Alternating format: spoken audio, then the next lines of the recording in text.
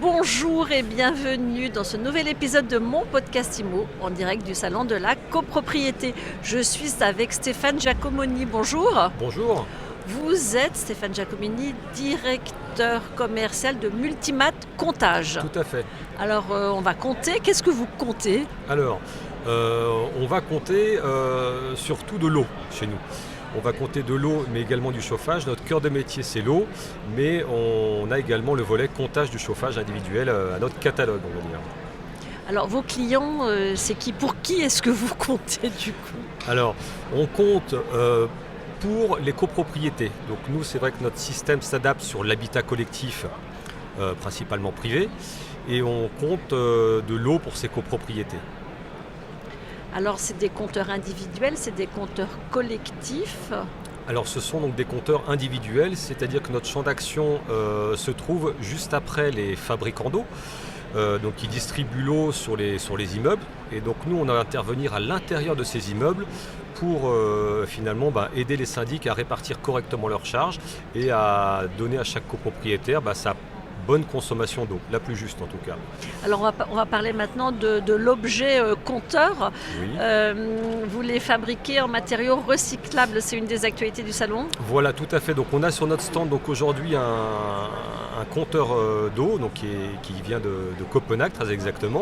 Donc c'est pas très loin, c'est en Europe, c'est bien.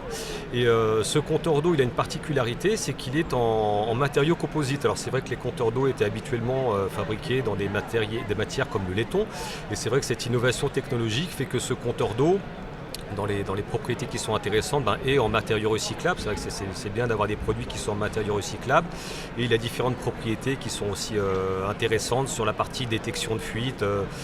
Donc il a différentes qualités qui sont assez intéressantes. Donc on communique en effet sur son compteur qui peut intéresser, je pense, beaucoup de copropriétaires en tout cas. On en est convaincu. Alors l'autre actualité, c'est la télé-relève.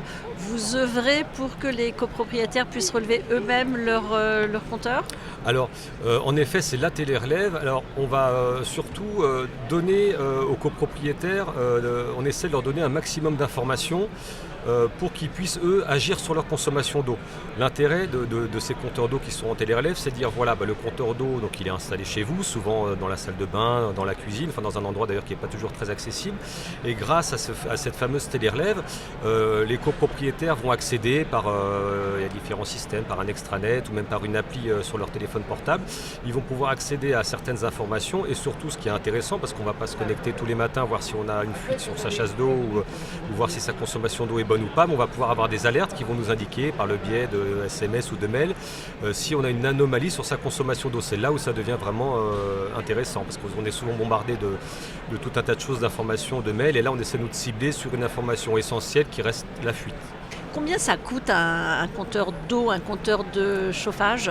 Alors, un compteur d'eau à un copropriétaire, le but c'est que ça lui coûte le moins possible, parce qu'un compteur d'eau, normalement, est là pour lui faire payer que ce qu'il consomme et potentiellement lui faire des économies. Donc, pour parler en euros, l'installation de cet appareil, nous souvent on le finance, donc ça n'a pas de coût pour le copropriétaire. Ce qui va lui coûter, c'est l'abonnement à notre service. L'abonnement à ce service-là, pour parler d'un compteur d'eau, si la personne a un seul compteur d'eau dans son logement, ça coûte environ une vingtaine d'euros par an. Donc ce qui représente, certains nous demandent souvent, en mètres cubes, ça représente combien de mètres cubes de consommés ? Ça représente environ 5 à 6 mètres cubes par an de consommation, l'abonnement à notre service, qui comprend la location de l'appareil, l'entretien et la relève et l'accès à la totalité de nos services. Et la promesse derrière, c'est d'avoir une consommation d'eau plus intelligente. Alors exactement, c'est-à-dire qu'en effet d'avoir une consommation d'eau intelligente, comme vous dites, le terme est assez intéressant, c'est qu'on essaie d'optimiser tous nos consommations d'eau en faisant tout un tas d'éco-gestes, de mettre des doubles chasses, de dire aux enfants de couper le robinet d'arrivée d'eau quand ils se lavent les dents, de ne pas trop rester longtemps sous la douche. Il y a tout un tas d'éco-gestes, il y a beaucoup de monde qui parle de tout ça.